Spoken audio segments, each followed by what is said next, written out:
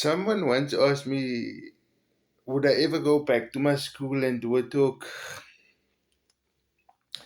Back then, I told them absolutely, totally, irrevocably not.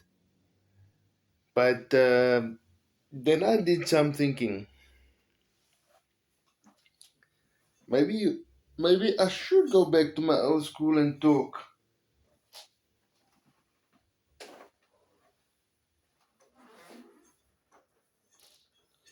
Because this is what I would say. My name's Alex. I'm dyslexic. I went to school here. Place still smells the same. Still sounds the same. The color is still the same. Off minty green on the floor. This is what I would say. If you and your maths teacher aren't resonating as maths teacher and maths student, find another teacher. Do your homework with another teacher, not even at the school premises. Here's why. Because sometimes the mainstream teachers have more empathy and can just treat you more like a normal student. And then they will work the problem with you, work the problem with you, work the problem with you. And then you can explain, but I need to be able to write this exam orally. And they will work the problem with you, work the problem until you can recite everything by rote. Because for certain exams, you're not really going to use it in real life. Patmas, you're not really going to use in real life. But that's just my opinion. Um, so you can learn that by rote and you can pass it within many wences. The thing also within many wences is um, don't think because you succeeded with it at school, you're done with it. For the rest of your life, you still have your coding problem.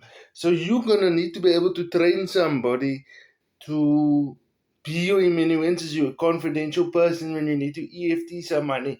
Because if you shift the decimal point in the wrong, somebody's gonna get 1,000 rand instead of 100. I know I'm over exaggerating, but it happens.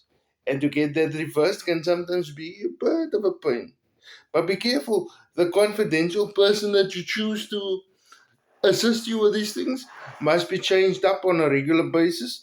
Um, your digital signature must be protected. In fact, only you must do your digital signature.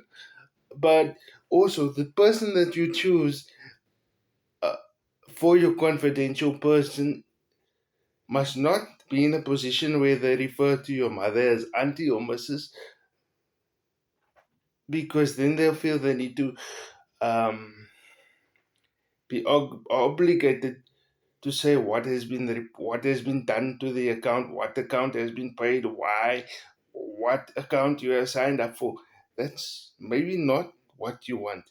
You want, in case your mother does die, that the life carries on. Also, this is important. Let's say you bought your buddy Brittany $30 of airtime, $30 of mobile credit, depending on what part of the world you watching this video from. You you don't want your mother to know that. Not because it's illegal, not because anything lascivious is happening, but maybe some lasciviousness. Look, at the end of the day, sometimes it's a bit of a social contract. You buy me $30, we go on a date, you grab my palm, I feed you, you smell my perfume, you go home with the best hold on of your life. Sometimes that is what is needed, and you don't want your body to say, we bought Brittany $30 worth of mobile credit. And your mother, you don't allow yourself to be used by people. But unfortunately, mom, you're not looking at division of labor. You also the one is, yes, but mom, she lets me touch her bum. She lets me be in the bathroom if she's having a pee. All right. Um, um, yeah. The other thing is, mobile devices are becoming so great that you might feel that you don't need amanuenses, but you do, because even as I can free write like nobody's business, but to put my commas and full stops in the correct place, sometimes can be a bit of a bother. I don't know, I have the voice playing in the background. Every time I put the full stop in the right place, the voice becomes more melodious, more melodious, more melodious. But in the beginning, it will just run. There was so much more that I wanted to add to this. Let's see if I can get into my zone.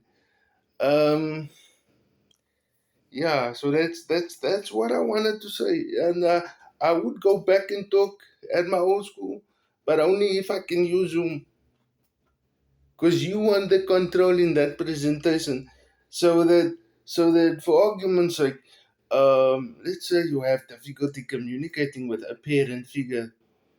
That person, then the other person can play this presentation back to your parent figure without you having to be in the room, because sometimes you also want to give your parents a message, and it can be a bit difficult to give those messages about expression of sexuality, the rites of passage, the relationship that needs to change. And this is the message that I want to directly give to parents. I want to say, as your child grows, allow their caregiver also to grow with them. You cannot be their caregiver at 18, 21, and 40. You can't. Because their social needs are going to change. Even though they can get to the shower by themselves, even though they can stand in front of the toilet by themselves, um,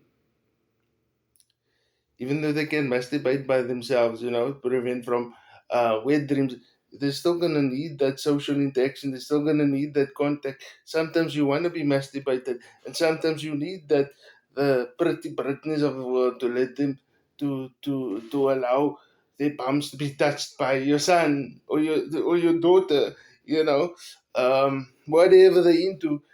And that's important, but you don't want to announce to your mom, "Mom, it's masturbation night. Mom, it's not going to work." Allow the caregiver to. The social Sherpa must change. The guy that drives the car must be close enough to them.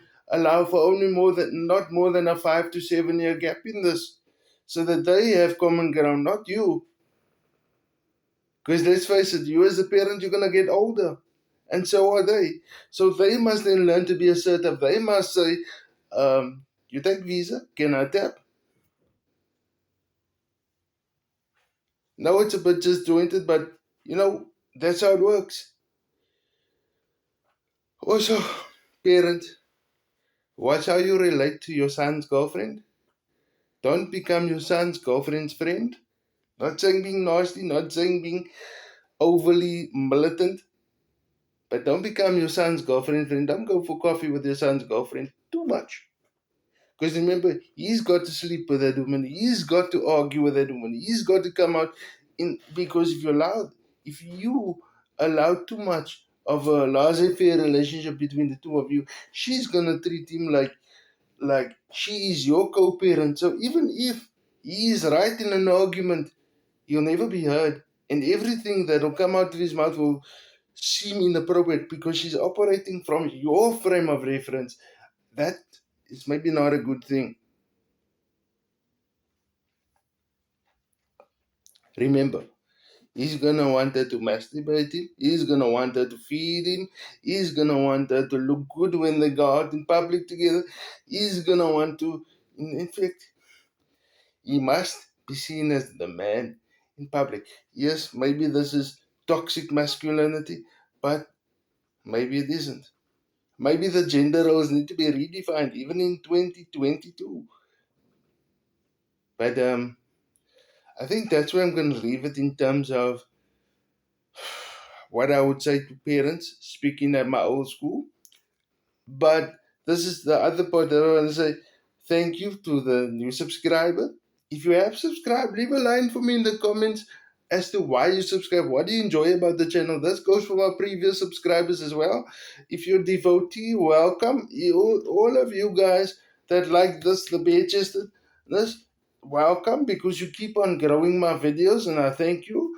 But please also respect my orientation as being a heterosexual male. Please accept that, respect that. If you have something, leave it in the comments and I'll address it in a video. Um, Not via Facebook, please, guys. Even though uncomfortable conversations is available on Facebook as well. I believe what you need me to address in the comments, and I'll tell you why. Um, Even the bad comments help grow the video. Anyway, that's where I'm going to leave it.